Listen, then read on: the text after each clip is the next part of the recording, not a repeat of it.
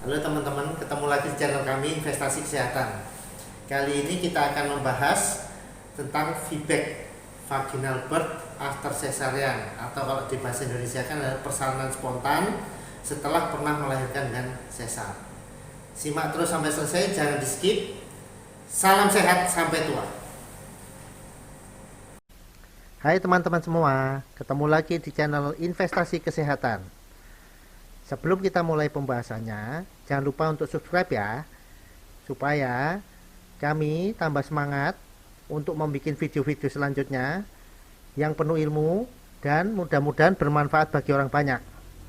Oke, tanpa berlama-lama lagi, langsung aja kita bahas materinya. Salam sehat sampai tua.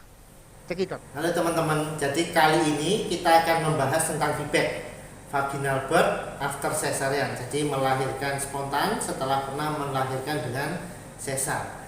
Apakah memungkinkan? Jawabannya sangat memungkinkan asal memenuhi syarat-syarat tertentu.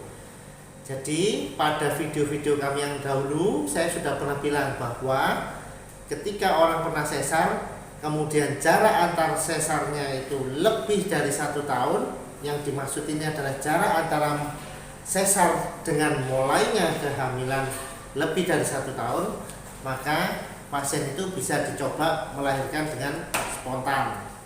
Nah, inilah yang dinamakan feedback. Nah, tentu saja feedback ini enggak semua orang kemudian bisa melakukan dengan feedback. Ada syarat-syaratnya. Syaratnya salah satunya tadi yaitu jarak antar persalinan. Kedua, ketebalan dinding rahimnya ketika persalinan sudah mau mulai, jadi sudah di atas 9 bulan. Pada saat itu kita ukur ketebalan bekas sesarnya yang dulu.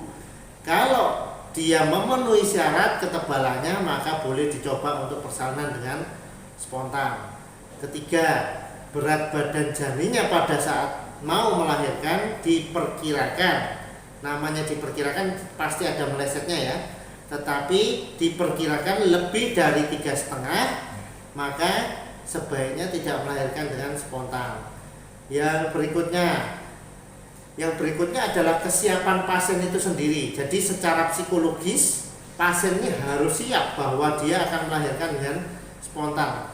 Ingat 5P yang saya dulu pernah bilang, power, passage, passenger, psikologis. Nah, ini psikologisnya dan penolong ya. Yang berikutnya, kalau pernah melahirkan dengan sesar, boleh melahirkan spontan, tetapi melahirkannya mesti sebaiknya di rumah sakit. Kenapa? Jadi semua persalinan berpotensi untuk, meskipun tidak pernah sesar ya, semua persalinan berpotensi terjadi robekan pada rahim ketika pada saat persalinan. Nah, tetapi pada orang yang pernah sesar, maka angkanya ini akan meningkat.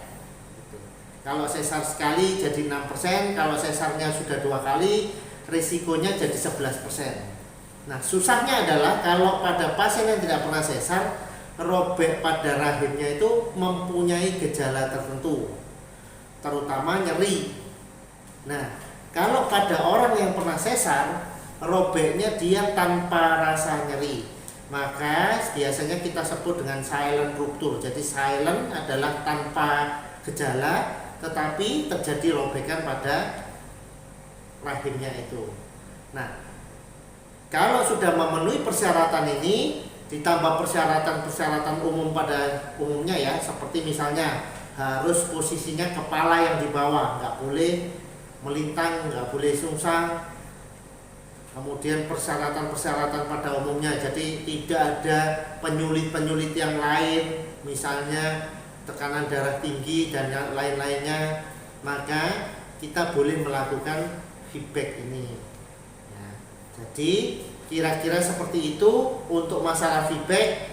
Kalau misalnya masih ada yang belum ngerti, silakan tanya di kolom komentar. Salam sehat sampai tua, sampai ketemu di video kami berikutnya. Teman-teman, sudah pada mengerti apa belum?